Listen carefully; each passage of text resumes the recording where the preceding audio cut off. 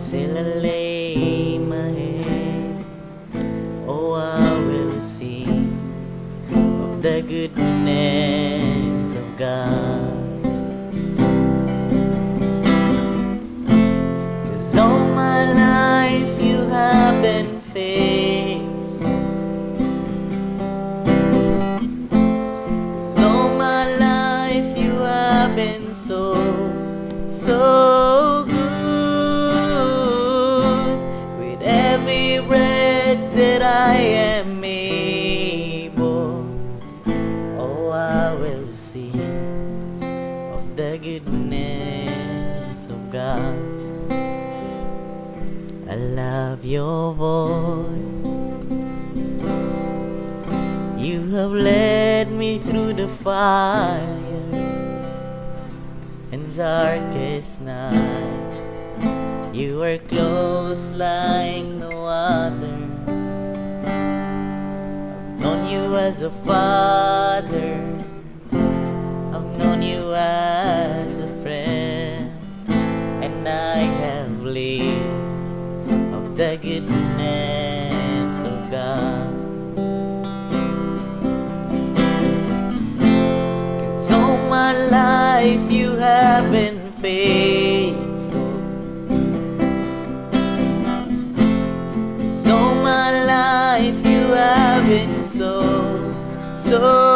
good. With every breath that I am able, oh, I will sing of the goodness of God.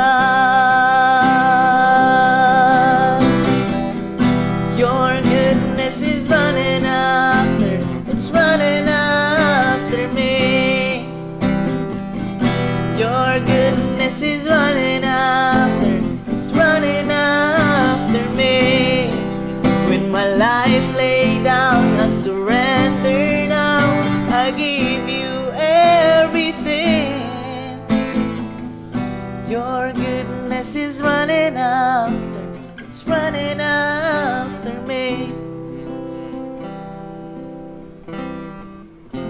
'Cause all my life you have been faithful. All my life you have been so good.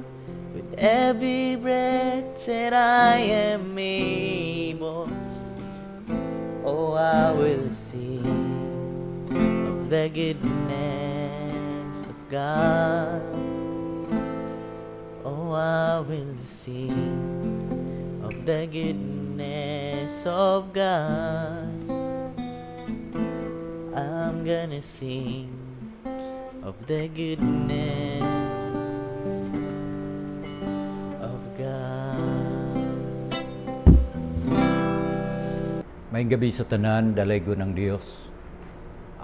Pasalamat ko sa Ginoo sa kaayo sa Ginoo, no, sa kinabuhi nako ug bisan pa salamat sad ko sa mga partners, mga pastors, bishop nga naga-pray ug nagaampo sa ministry. Ug nagpasalamat pud ko na mga shout out mga igsoon nga nagsunod sila sa mga programa, labi na ang Glorious Christian Fellowship dinhi sa Manolo Portits. Og ang ato nga mga kaigsunan dito sa Bohol, shout out nako dito sa ila nga di nato ma-reach out personally pero through Facebook. Pwede nilang masunod kini o bisan sa laing nasod sa YouTube. Salamat sa Ginoo sa suporta ninyo sa mga pag-ampo o ako nga pagpahibalo pod no nga adunay mga preparasyon na sa gitawag nga kining Jesus Reigns sa Bukidnon. Adunay mga announcement nga maghimo na og ang kanang mga grupo. Kami kay Dennis Bukidnon adunay cluster 1, cluster 2 ug cluster 3, cluster 4. So adunay mga district 1, district 2 ana. So but pasabot nga ginapaprepara na sa kaning nagadala ni ining mao nga ga-organize ni ining mao nga event no November 30. So ang ICM pod no, salamat sa Ginoo tungod kay nahimo namong partners, nahimo natong partners karon, International Care Ministry. Nakaabag sila not just word of encouragement, then leadership training, kundi pod livelihood program o kanang paggabay sa atong nga aning healthy nga atong panglawas. So muna ang ministry sa kuan, abag ra sila, tabang ra ang ICM o pasalamat ko sa ICM ana no, bisan ang CCT pod ang salamat sa Ginoo nga nahimosad nato nga partners o kita pod usa sa mga Bible study pastors na anak nga grupo, mga igsoon muna pasalamat ko sa Ginoo sa Center for Community Transformation. Ang atong gigamit karon nga maong guidebooks is ang CCT no, muna atong ginawali karon para nga not just dito lang moabot ni sa mga partners kundi usab sa tanan nga mga sa tanan nga mga maabot ning maong programa no. Salamat sa Ginoo. Og bisan pa ang CBC, salamat sa CBC, magpanalangin ang Dios no sa pagdawat nato nga makawali ta, og bisan pa sa Jesus is Forever Ministry, salamat sa Ginoo mga igsoon. Okay, so ang tema ang atong pagadadon mga igsoon karon, sa lain pay ato mga igsoon no, ako diyang pasalamat pod sa atong mga businessmen and businesswoman nga nagapadayon sa ilang negosyo ug naga-invest mga igsoon. Akong prayers nga padayon pang paglambo na involved ta karon mga igsoon sa natay connection sa Ramal, naputay connection sa Rice Farm Power. Sa pasalamat ko sa Ginoo ni ana mga igsoon tungod kay gihatag na sa Ginoo sa ato tungod ning pagsuporta sa trabaho no.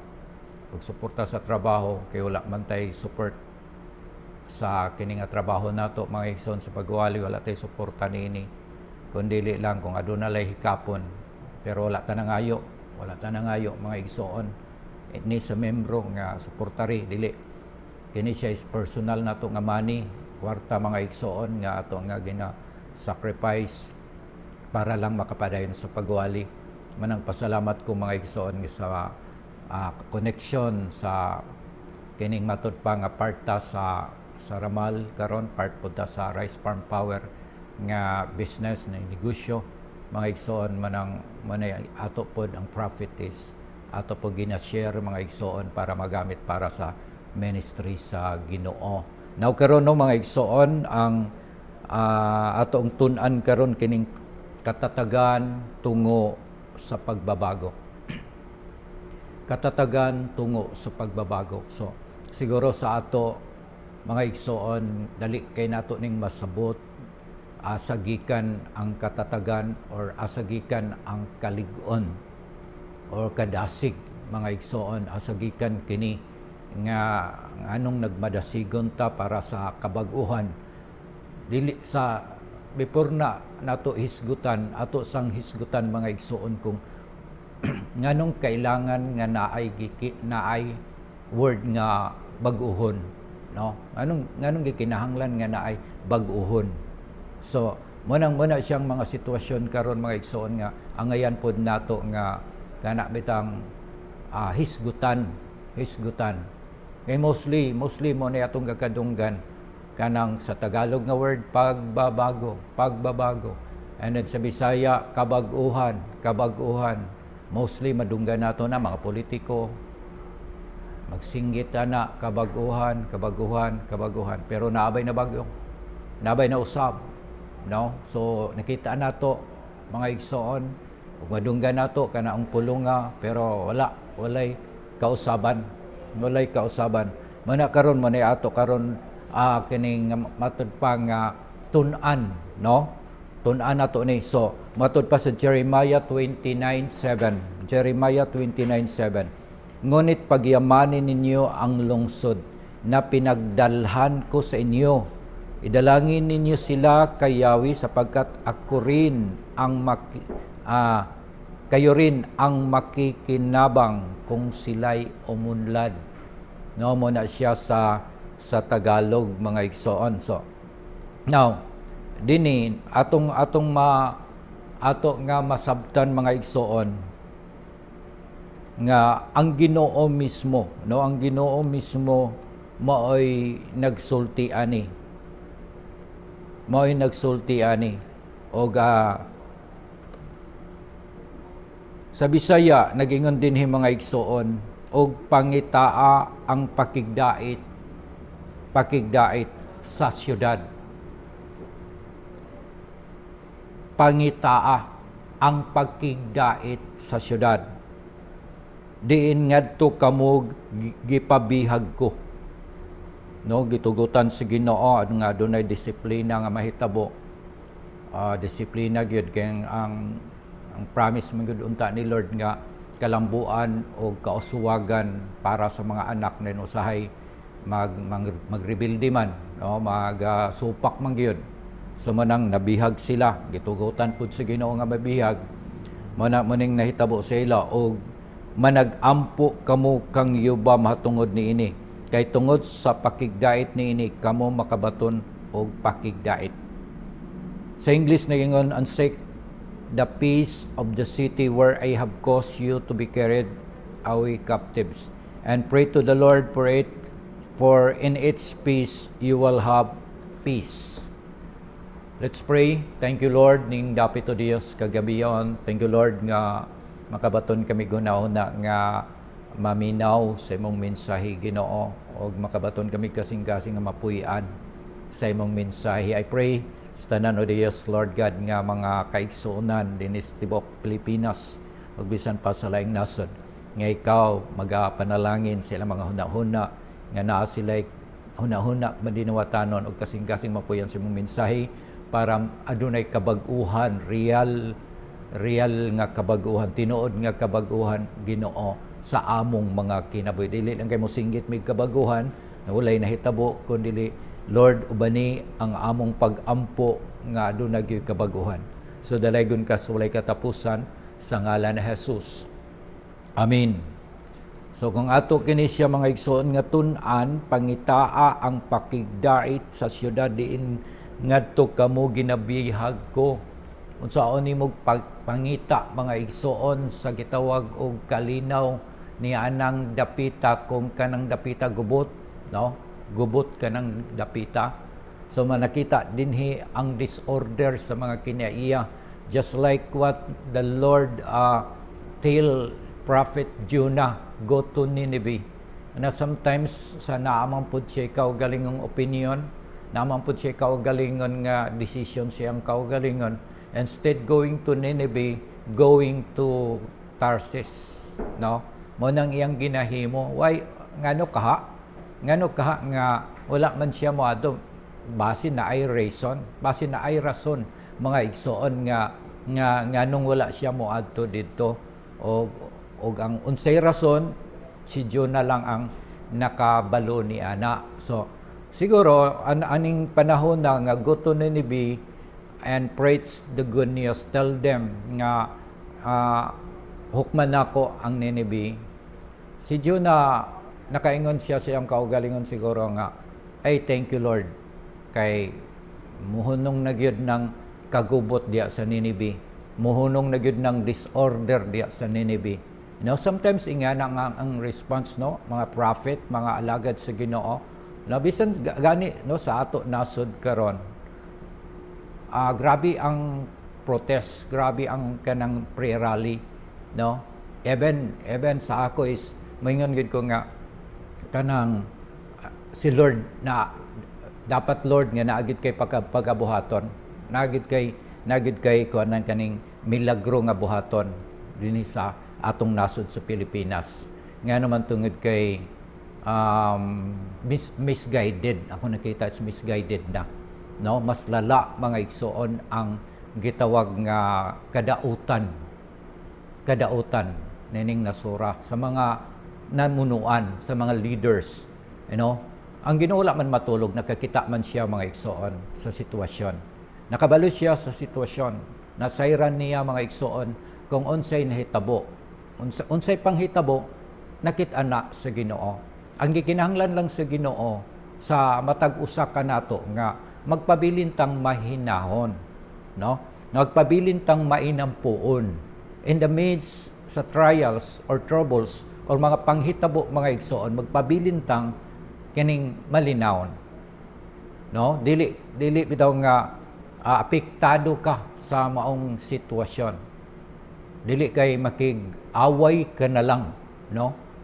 Dili.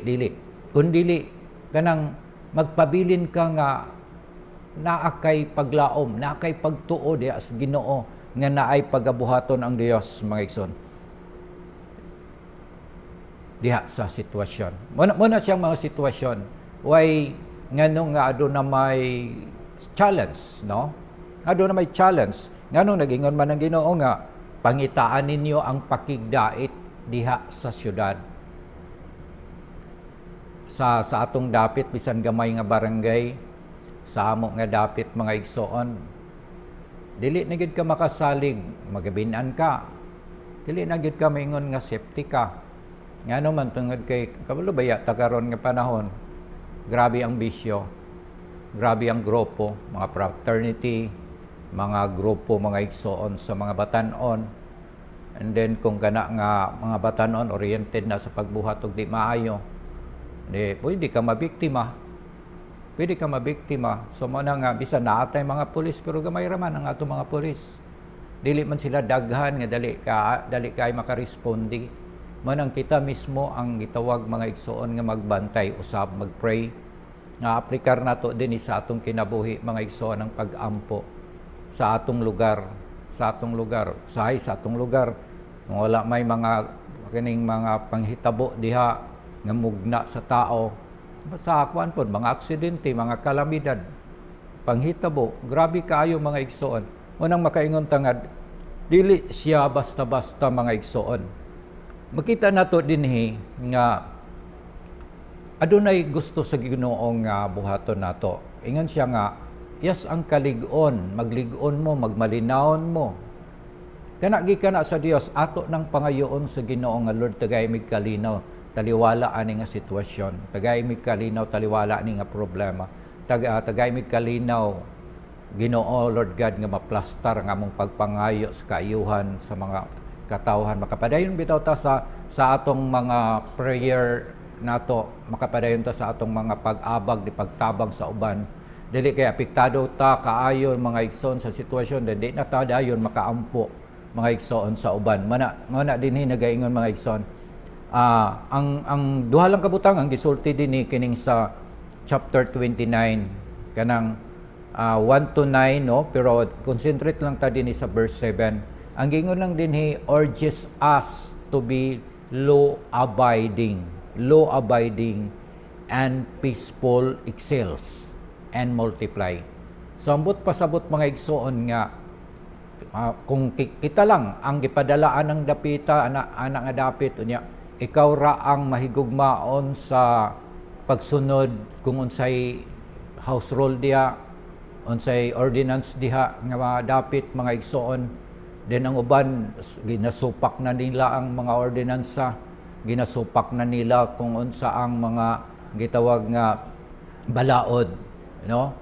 So dili gusto sa Ginoo nga tungod kay ikaw ang gihatagan anak nga kabug-aton or tungod kay ikaw ang kining gisugo anak sa Ginoo, undangon na nimo ang maong trabaho, undangon na nimo nga ay di man sila gasunod sa balaod dinhi, so amo apil na lang ta sa ila. Dili, lahi ka igsoon, lahi ka, ikaw mao gisugo sa Ginoo nga mapasunod pud siguro ang uban pinaagi sa imong pagsunod. Maayo ba ang pagsunod mga igsoon sa balaod ug maayo ba ang pagsupak sa balaod, no? So ma-differentiate na siya sa tao. So kailangan siya mga igsoon nga masabtan pod na sa imong silingan or sa matag usa diha. Kanang pioneering job, diha nimo mahimo mga igsoon kung unsa imong pagabuhaton para lang makabuo kag gamay nga grupo nga imong matudloan para nga magsunod sila sa balaod, no? Magistorya sila og kanang dili nga panunglo nga mga istorya, maka laom sila nga naadi ay kaluwasan, no? Naadi ay kaluwasan. Maka laom sila nga dili di ay tungod kay ang imong sakit, cancer, wala na'y milagro. Naadi ay milagro, naa pa di ay paglaom. So maka-create ka ana nga grupo nga imong ma-encourage, imong madasig og imo silang mapalig-on, no? So hinay-hinay og penetrate, hinay-hinay mga igsoon. Kay mostly karon mga igsoon sa matag asang dapit, mga bata pa lang maayo kaayo malikas. Maayo kaayo nga musulti og kanang pagpanawag anang mga ngalana. Gani ang gitudlo sa Ginoo, magpasalamat kamo og magdaig sa Ginoo. Walay mga pagdaig nga madunggan nato sa mga kabataan karon. Bisag asa, diway mapili mga igsoon. Pobre man na siya nga bata o ganing dato man siya nga bata, professional man na siya or unprofessional, walay mapili, tanan na ay demonyo sa pagpamulong. No, mostly mao na siya. So kung ikaw naga-pioneer, kung ikaw na himong law-abiding citizen nga gipadala sa Ginoo, ayaw pag-compromise. Padayon sa imong trabaho hangtod nga naipagabuhaton si Lord anang dapita. Mo nang gitawag mga igsoon nga law-abiding citizens. Mo na siya. Og maingon tag citizens duties, daghan kaayo ang duties mga igsoon sa kanang kanang kita mo'y ginatawag sa Ginoo nga atong pagyamanin nato dayon. Puyo nga malinawon taliwalaan ang kagubot kay naamang kay Dios, naamang kay Ginoo nga imong saligan, naamang kay Ginoo. So kailangan lang nimo nga mo pakita nga ikaw nagpioneer dihang dapita, ingon nga nagsunod ka sa pamalaod ug nagsunod ka sa Ginoo. Dayon iampo nimo ang dapit nga naa ka kung unsay sitwasyon anang dapita, daghan ba ang mga nahimong pugad ba na siya sa mga dautan. So magpray ka sa Lord nga kanang adunay deliverance nga mahitabo anang dapita. O dili lalim mga igsoon kung pagasugoon ta sa Ginoo, pero kayang-kaya ra pud na ni Lord nga tabangan ta mga igsoon na anang maong gimbuhaton. So manang katatagan tungo sa pagbabago, pagyamanin. Ang pagyamanin ng gusto sa Ginoo ani sa ato nga pagyamanin nato kanang padatuon nato ang atong pagsalig ug pagtuo diha sa Ginoo. Padatuon nato mga igsoon ang kanang pagsunod nato kung unsa man ang pamalaod. Padatuon nato mga igsoon nga ang atong kaugalingon dili apektado kung unsa ang nahitabo mga igsoon sa imong dapit. Ang importante din mga igsoon, gibutang ka sa Ginoo diha para mahimo kang example. Not bad example, kundi good example. So dalaygon ang Ginoo mga igsoon alang sa matag usa kanato, dili man gyud siya lalim ug di siya sayon, no? Di siya lalim ug di siya sayon, pero nagingon din ang usa ka quotation, do what you have to do until you can do what you want to do. So, buhata lang ang dapat nimong buhaton, hantod nga ang imong gibuhat makit-an nga mayo di ay. So, salamat sa Ginoo mga igsoon. Tanan nga wala pa nakadawat kay Jesus nga Ginoog maluluwas sa inyong mga kinabuhi mga igsoon. Karon ang gabi nga dawaton nimo si Jesus. Sige, sabat sa akong pagampo, amahan nga Dios Ginoo ning dapit sa kagabion. Nagaduol ako diha kanimo amahan sa ngalan sa imong anak nga si Jesus og sa pag-empower sa imong Espiritu Santo. Ug nagaampo ko nga pasayloon mo kami sa among mga sala. Pasayloon mo ako sa akong mga sala Ginoo ug gikan sa akong huna-huna sa pulong ug sa buhat. Gisugid nako karon sa akong baba nga ikaw Ginoo mituwa ko nga ikaw nabanhaw gikan sa mga minitay sumala sa Roma Kapitulo 10 bersikulo 9. Musa Lord, salamat kayo nga ang kaluwasan imong gihatag kanako og mahimo kining gabayan Ginoo Lord God sa akong pagkinabuhi nga makasiguro nga sa imong pagbalik usa ako Ginoo Lord God nga imong makaplagan nga linuwas. So dalaygon ka sa walay katapusan sa ngalan ni Jesus. Amen. Ug bisan pa sa tanang nagsakit balatian karon Ginoo sa ilang lawas gikan sa limpulo payon sa lapalapa akong gi-rebuke, akong gipadlong ang tanang sakit balatian sa ngalan ni Jesus, sa ngalan ni Jesus. Lord, salamat sa pag-ayo mo kay di mo buo ang imong kamot nga dili makaabot ngadto sa nagsakit, dili usab limitado ang imong gahom nga dili makamilagro. Pero ang among kalapasan o kasalanan usahay mao'y makababag nini usa akong gipangayo ag pasaylo ang tanan mga kalapasan namo. Lord, salamat sa pagpasaylo o pag-ayo sa tanang sakit balatian. Dalaygon ka sa walay katapusan sa ngalan ni Jesus. Amen. Wala na tayo panahon mga igsoon, ang alagad sa Ginoo salamat. Salamat sa inyong pagsunod nining maong programa. Dalaygon ng Dios. Maayong gabi sa tanan. Amen.